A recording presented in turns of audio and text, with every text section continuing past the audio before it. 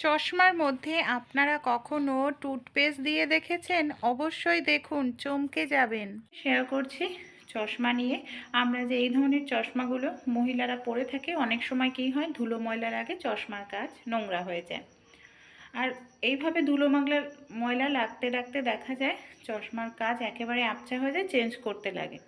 চশমাতে সামান্য একটু পরিমাণ কোলগেট দিয়ে দিন, হাতের আঙুলের সাহায্যে আলতো করে এইভাবে একটু ডলে নিন। তারপর নর্মাল জল দিয়ে চশমাটাকে ভালো করে ধুয়ে নিন। দেখবেন আপনাদের চশমার কাঁচ নতুনের মতো হয়ে যাবে, আর বছর বছর চশমার কাঁচ পাল্টানোর প্রয়োজন পড়বে না।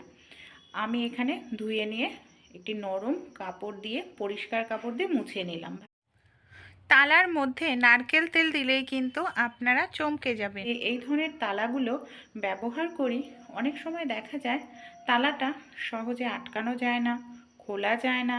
মানে অনেক দিন ব্যবহার করতে করতে কি হয়, তালাটা না জ্যাম হয়ে যায়, যার কারণে এই সমস্যাটি কিন্তু দেখা দেয়। তাই খুব সহজেই এই তালাগুলোকে আমরা আবার ব্যবহার করতে পারি। তার জন্য ছোট্ট একটি টিপস অ্যাপ্লাই করতে হবে। এই ধরনের তালা কখনো ভুল করে আপনারা ফেলবেন না। এখানে আমি নিয়ে নিচ্ছি নারকেল তেল। সামান্য পরিমাণ একটু নারকেল তেল আমি এই তালার যেখানে চাবির জায়গা, যেখানে লকটা ঢোকে, সেই জায়গায় এইভাবে লাগিয়ে নিলাম। তারপর কিছু সময় রেখে দিন।